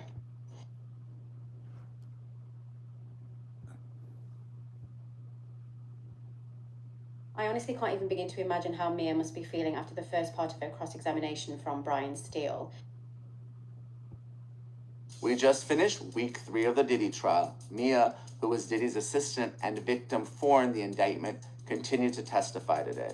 She went with Cassie to film in South Africa and woke up to 48 missed calls and text messages from Diddy, threatening to fire her and kill her, despite the time difference. Diddy was trying to get a hold of Cassie, but Cassie was ignoring his calls because she found out that Diddy had cheated with his ex, Gina. Mia finally quit in 2017, sued Diddy, and settled for $400,000. But she never raised the essay during the mediation in that case. After Cassie filed her lawsuit in November 2023, Diddy's bodyguard, D-Rock, called Mia and asked for a statement supporting Diddy. They even offered to send her a gift, which Mia interpreted to be a bribe. Interestingly, for the first time today, we saw a clear shift in the defense's strategy. Previously, they've been cross-examining the female victims with younger female lawyers, but today they unleashed Brian Steele on Mia. Steele, of course, famously represented Young Thug in his case, and Drake even wrote a song about him. Steele cross-examined Mia on her Instagram post. Mia said she loved and adored Diddy, and that he was her brother, mentor, and best friend. She even made a scrapbook for him. This was all after Diddy allegedly essayed her. The defense tried to show a video of Mia dancing at Diddy's party, but the judge didn't allow it because the defense hadn't turned it over to the prosecution in time. When Mia stopped working for Diddy, she said she was going to unalive herself. Steele raised his voice, accused Mia of fabricating her account of essay. The prosecution objected, and Mia insisted that she was telling the truth. The prosecution has done an admirable job in this case, and I think they're way ahead. But I believe they've made 2 mistakes. They should have asked Cassie about her emails and text messages, seeming to show that she was a willing participant in the freak-offs. And they should have asked Mia about her social media posts expressing admiration for Diddy. By fronting this bad evidence for the jury, they could explain that this was consistent with the psychology of abuse and that they have nothing to hide, and would have taken the sting out of the defense's cross-examination. In the Oval Office with Elon Musk, President Donald Trump was asked about a potential pardon for Diddy. Trump didn't rule it out and said he would look into the facts. We just finished Y'all hit the like and subscribe button. Diddy trial, day 13.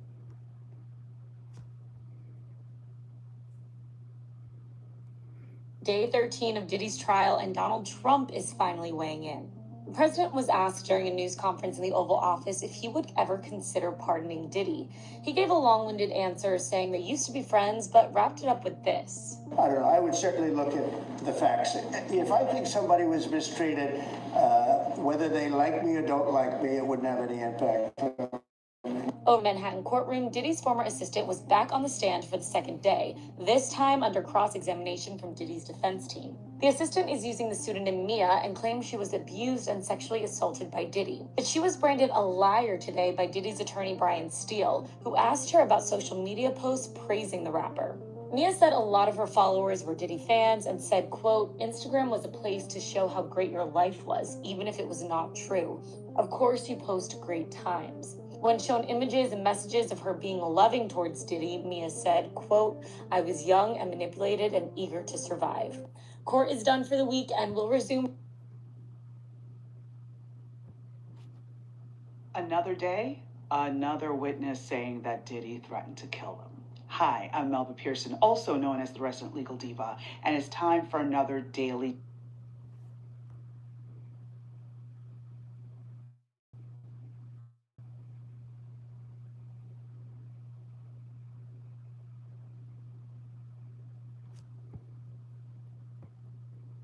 Here is your Diddy trial update for day 13, May 30th, Friday. Mia is still on the stand day 2, and she's on the stand today for the entire day. Now, before we get started, I just wanted to say that people on the internet have figured out Mia's identity. Allegedly. In true internet sleuth fashion, they have been able to put together a timeline when Mia is questioned about certain events and how she's worked with Diddy on certain projects, and her name or a name is floating around out there. I'm just gonna ask you guys, if you know it, don't type it in the comments. It is not anybody famous, just so you know, and if I see it, I am gonna delete it. Okay? Now, Mia starts out today talking about her statement when she says the highs and the lows, how the highs were high and the lows were low. She says the lows definitely outweighed the highs, and there were more lows than highs, and the lowest moments were the sexual assaults that she experienced. She talks about how Diddy encouraged his employees to call each other family, and how this made it feel even more like a betrayal if you wanted to go and complain to HR. They didn't do anything anyway, or, God forbid, report something to the police or tell a friend about things going on. So it was like a manipulation tactic to call the employees family members. She also mentions about how she would text Diddy sometimes or send messages that said things in it that were caring, or even I love you or love you at the end of a message. And she said she did this for survival, because if he was in a good mood, if he was happy, everyone was safe. And so that's all that was trying to keep an even keel. She said that Diddy wasn't the only one that would harass her. In certain ways, the chief of staff, woman named Christina Karam, she would text and call Mia day and night, any hour of the day and night. If Diddy couldn't get a hold of Cassie or wanted to get a hold of Mia, oftentimes Christina Karam would call Mia, and Mia knew she had to answer when Christina called, so it wasn't even just Diddy. There's kind of like a hierarchy as well. Now, one of the highlights of Mia's career working with Diddy is when she worked in film and TV, like we spoke about yesterday. And one of her favorite projects to work on was a comedy show in South Africa. And this was also in connection with ABC Network. Diddy called one time and wanted Mia to come home. He wanted her to stop the comedy show. He wanted her to assist him back at home in the States. Something was going on, and this would put a huge wrench in the comedy show because she couldn't just stop and leave while they were filming, but he demanded that she do that, or else he was going to ruin her career, ruin any future endeavors, ruin her relationship with ABC. So even when she would get gigs that were outside of working with Diddy and Revolt Films, he still had full control over her career. She goes on to describe one time where she was suspended for 5 days without pay. She was punished because she had fallen asleep for a little bit on the job because she had been exhausted. She didn't get any sleep, and she got caught, so she got punished for that. She was also suspended without pay for... Y'all subscribe and hit the one time like when Diddy button. had a violent outburst. She kind of went back at him. Next thing you know, she's being called into HR, and she was suspended for that. So HR was only used to punish the employees. They certainly were not there in any way, shape, or form with how they're supposed to be there to support and help the employees. No. She talks about a time in 2010. She was in St. Bart's with Diddy and his family for New Year's Eve. She was not there for pleasure. She was there for work. They were on Diddy's yacht. She was asked to count cash that was inside a safe, and she got thrown off of the boat because she was counting the money too slowly. Diddy started screaming and yelling.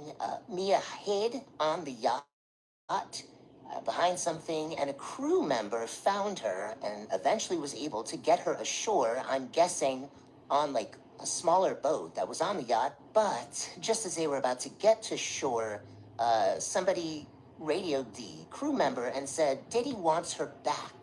And so they turned around and came right back. She said the reason why she didn't keep going to shore is because she was scared of Diddy, because he would find you and ruin you, or potentially even do worse to you.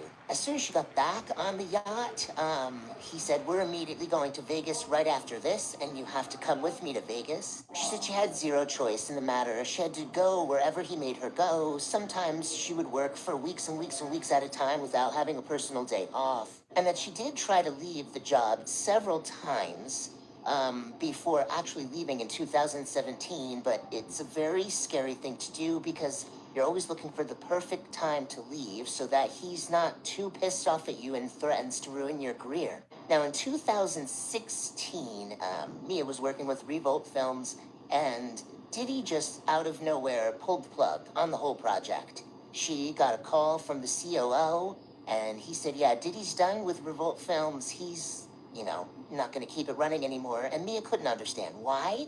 She had just created a successful documentary with him and was working on another project. He had just told her that Revolt Films was actually making the most money out of any of his projects, but he just cut it. So, shortly after that, in 2017, Mia left. She got an employment lawyer to help her negotiate a severance package. Didn't tell the employment lawyer all of the crazy shit that she had to deal with because she was going to take that to the grave, like she said. And so they finally settled after months and months and months of negotiation with $400,000 severance pay. Now, in 2023, right after Cassie filed her lawsuit, Diddy's #1 security guard named D-Rock called Mia's phone. Mia completely panicked when she saw his phone number. She freaked out. She immediately knew that he was calling because of Cassie's lawsuit, and they were probably looking for Mia to be some type of character witness for Diddy. She threw the phone as far as she possibly could, destroyed it, and then ran outside. Of course, she didn't answer the call and didn't want any part of what the phone call was going to be about. Now, Mia was cross-examined by the defense. Basically, they mainly focused on her social media during the years that she worked with Diddy and how everything on her Instagram was nothing but her smiling and showing how much fun she's having working for Diddy at Burning Man with him and Cassie, at another event, smiley, smiley. And they were like, well, if you were so miserable, why were you posting all these pictures of yourself looking like you're having the time of your life? And she hit them back with the best answer. She said, well, that's what Instagram is all about, is pretending your life is great and showing it off, even though it can be a complete disaster. And then she said that Diddy looked at her Instagram, and that one time she even had to post an apology for her crazy behavior the night before, like a cryptic apology, and that was for Diddy. So of course she's not going to post anything about Diddy on Instagram. She explains that any kindness that she might have shown towards Diddy in a text or an email or presents for birthdays or whatever was straight up survival mode. It was trying to keep him kind and happy because when he was, things were good for her. She started working for Diddy in her mid-20s. She was manipulated, she was young, she was abused, and no one ever told her that the things that were going on weren't okay. And she currently is diagnosed with complex severe PTSD. And she says to this day, if somebody asks, where are you? She panics, she over-explains. If somebody raises their voice in her presence, she completely is terrified and starts shaking. She's currently in therapy, and she cannot work and has not worked since she worked for Diddy. They basically tried to say that she was lying in her testimony, the defense, and she stated this: what I said in this courtroom is true. I haven't lied. And that is how we end with Mia. Y'all hit the like and subscribe button. Subscribe and follow me for more updates on the Diddy trial. Later on today, I'm going to have the whole Mia testimony, word for word, in the courthouse. Hit the like and subscribe button, and thank y'all for watching.